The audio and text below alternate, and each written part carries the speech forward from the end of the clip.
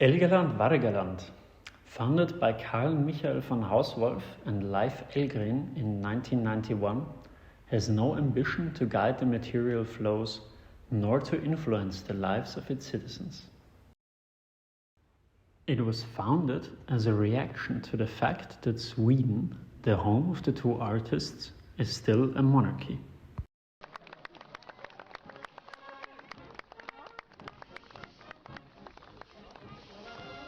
Its territory claims all the borders between countries and all areas outside the claimed borders of other countries, as well as states of mind like the moment between sleeping and being awake. It aims to encompass all digital, mental, physical border states and counts all dead humans as citizens. Since it is the creation of two artists, and most of the time a physical presence of the project is established, it happens in an art gallery, it is the straightforward thing to do to think of it as an artwork. The paraphernalia has been exhibited at galleries around the world. During the Venice Biennale they have held picnics and annexed Isola San Michele. Hans-Ulrich Obrist held a speech during the Berlin event. All of this is firmly located in the sheltered bubble of the art world. This view is something that the official communication of elgaland Vargaland opposes. In their description of the website it says, "This is why the reference to the art world in the case of elgaland Vargaland is barking up the wrong tree, since we are dealing with something which tries to reach outside the field of art. If there is any relevance to a project such as elgaland Vargaland, it must be because it doesn't try to be art. Therefore, we owe the kings to look at it not only on the merit of its artistic quality, but take them by their word and see how exactly they are reaching outside of the field of art." One of the concepts of elgaland Vargaland is the promotion of breaking down global political criminality, that is, most of all present political structure, and economic centralization, that is, nearly all present economical functions, by propaganda, infiltration, and idealism.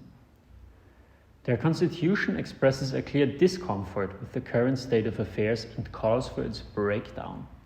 The modern state and the overarching network of political and economical institutions together are active and capable of influencing almost every aspect of contemporary life. Technology has made it feasible and cheap to survey and control what's going on. At the core of the kingdom lies the desire to escape from these seemingly authoritarian systems, and while it's not something that the median citizen constantly thinks about, it is not as fringe as it used to be. One can hardly live today without being subject to laws and paying taxes. Elgaland Vargaland is an idea that offers an escape, a new shot of utopia. It nourishes the dream of a carte blanche. It's not a question of location, but of taste, and to some extent also a question of mindset and education. It furthers a prominent idea since the early days of the internet that global communities form now, not based on physical location, but on shared interests and opinions, that nation-state borders mean nothing in a world of connectivity. It is an optimistic, cosmopolitan post-territorialism that seems to create a new kind of citizen, everywhere at home, finding like-minded people all over the world, needing only a good passport to wave goodbye to the Westphalian past. This is paired with an ahistorical misunderstanding of what can happen once state-like structures fall away. The state of elgaland Vargaland strives to abolish its physical territory, and in doing so seeks unification of Earth to a single state, expanding the physical territory of the state of elgaland Vargaland by means of repeated and fractal division of all other existing states to the territory of single individuals. It dreams of a fragmentization of the world order out of which arises the sovereign individual, the libertarian vision of pure unmediated freedom. The frustrations at the core of elgaland Vargaland lie not in the monarchy, but in the existence of statehood itself. And by becoming what its founders, King Michael I and King Leif I, are loathing, they aim to overcome it. The dream of this project is not to be king, but to live in a world without kings, And as it has fully accepted the impossibility of this wish, it settles for the next best attainable thing, to be a joke king. In his essay on art activism, Boris Groiss describes the difference between art and design as such that art has already accepted the failure of its wishes, the inevitable defeat of its project. And this means that art cannot be used as a medium of genuine political protest, because the use of art for political action necessarily aestheticizes this action, turns this action into a spectacle, and thus neutralizes the practical effect of this action. Elgaland vargaland declares itself a state by copying the directly visible parts of a state, becoming a Potemkin village of a bureaucracy. It issues passports, it selects ambassadors and consuls and ministers. It has a hymn, a coat of arms, a flag and a constitution. The trick is to show that you can have all of these things and have no impact on reality, that the happenings behind the facade of actual states are maybe just as silly.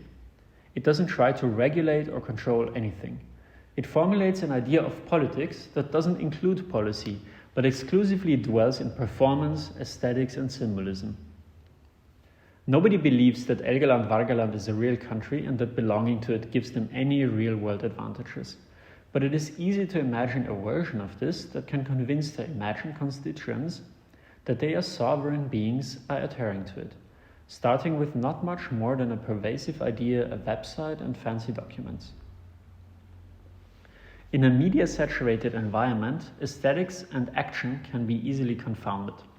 While not many people have heard of the kingdom, many people apply this lesson in their own lives. The artists know what they're doing. Perhaps not everyone who makes an aesthetic choice and thinks of it as political action does.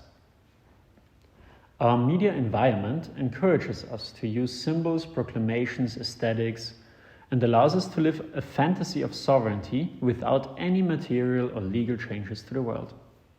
While not being a successful role model of how to start a state, it is a colorful example of how to take a real desire and by living it out performatively, ending the possibility of an actual disturbance of the world. Everyone can have the dream of agency and freedom without doing anything at all, by just copying the symbols of what they observe that actors with agency do.